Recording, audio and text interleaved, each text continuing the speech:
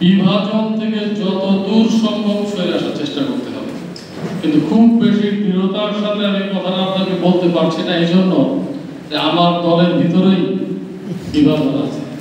ইংরেজিদের কথা আছে, charity begins from home, আলো গাছটা নিজের ঘর থেকে শুরু করতে হয়, ওই প্রক্রিয়া কিন্তু শুরু করেছি। আমি আমার প্রতিটা রাজনৈতিক বক্তব্যে আমার দলের নেতা কর্মী সবাইকে আমি বলার চেষ্টা করি, আসুন আমরা একটা ঐক্যবদ্ধ বিএনপি তৈরি করি চুয়াডাঙ্গা জেলা। তো সেই লক্ষ্যে আমরা কাজ করছি। আপনারা এই ব্যাপারে সহযোগিতা দিতে করেছেন, ভবিষ্যতেও করবেন, কারণ এই বিভাজনের রাজনীতির ক্ষেত্রে আমি যে সম্পূর্ণ দায় আমাদের চুয়াডাঙ্গা জেলা বিএনপির নেতা কর্মীদের তা বলবো না, দায় সাহসের সাথে বলছি আপনাদেরও আছে। কারণ অতীতে কমিটি করার ক্ষেত্রে একটা প্রাকেটের নাম দেখা হইত, চুয়াডাঙ্গা জেলা বিএনপি অমক, চুয়াডাঙ্গা জেলা বিএনপি তমক। তো আপনাদের কাছে আমার প্রথম অনুরোধ, চুয়াডাঙ্গা জেলা বিএনপি একটাই, প্রাকেট বন্দি কোনো বিএনপি জেলাতে নাই। আপনারা সবাই শিক্ষিত মানুষ, আপনারা যেটা লেজিটিমেট আইনসঙ্গত যে কমিটি সেটাকেই আপনারা বলবেন। একটা বড় দলে বিভিন্ন গ্রুপ থাকতে পারে, তার অর্থই না যে একটা জেলা দিবে। তো আমি এই জন্য বলছি যে আমরা মোটামুটি সফল হয়েছি দলকে ঐক্যবদ্ধ করার চেষ্টায়।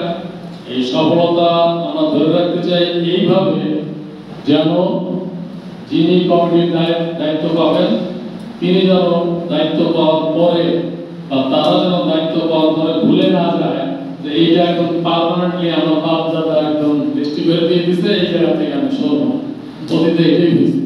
তো এই জায়গা থেকে আমরা সরে আসার অংশ হিসেবে আমি ঘোষণা দিয়েছি আগামীতে আমাদের জেলা বিএনপির যে সম্মেলন, সেই সম্মেলনে আমি যদি জেলা বিএনপির সভাপতি পদে দাঁড়াই এবং নির্বাচিত হই, মাত্র একবার থাকবো, এক টার্ম থাকবো, যেটা এটা করার উদ্দেশ্য হইলে কমিটি গঠন প্রক্রিয়াটা চলমান হবে। আমার দল নিয়ে যত কথা বলছি এই একই জিনিস প্রতিটি সংগঠনে হওয়া উচিত।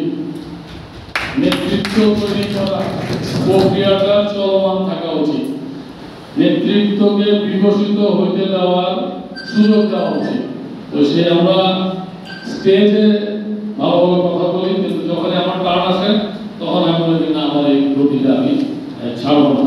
তো আগামীতে আপনারা যারা রাষ্ট্রের চারটা স্তম্ভের একটা, আপনারা আপনাদের যে দায়িত্ব অতীতে যেভাবে পালন করেছেন ভবিষ্যতে আরো সঠিকভাবে পালন করবেন। সেই ক্ষেত্রে জেলা বিএনপির কোনো ধরনের যদি সহযোগিতার প্রয়োজন হয় আমরা সবসময় আপনাদের পাশে আছি। আমি ব্যক্তিগতভাবে যেটা বলতে চাই, আপনাদের জন্য কি করব সেই প্রতিশ্রুতি দিচ্ছি না, কিন্তু কি করব না সেই প্রতিশ্রুতি দিচ্ছি। আপনাদের কাজে এটা করব, আপনাদের সম্পাদকীয় নীতি, এই নীতি অনুযায়ী আপনাদের কলমে আপনারা লিখবেন বা মিডিয়াতে যেটা ইলেকট্রনিক মিডিয়া সেটা বলবেন।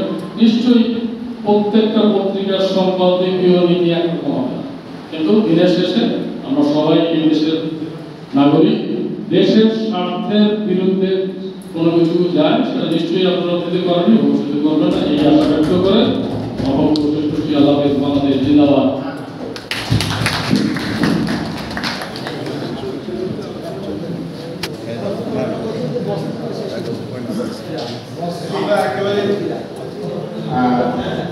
ধন্যবাদ। আমরা একেবারে শেষ পর্যায়ে চলে এসেছি।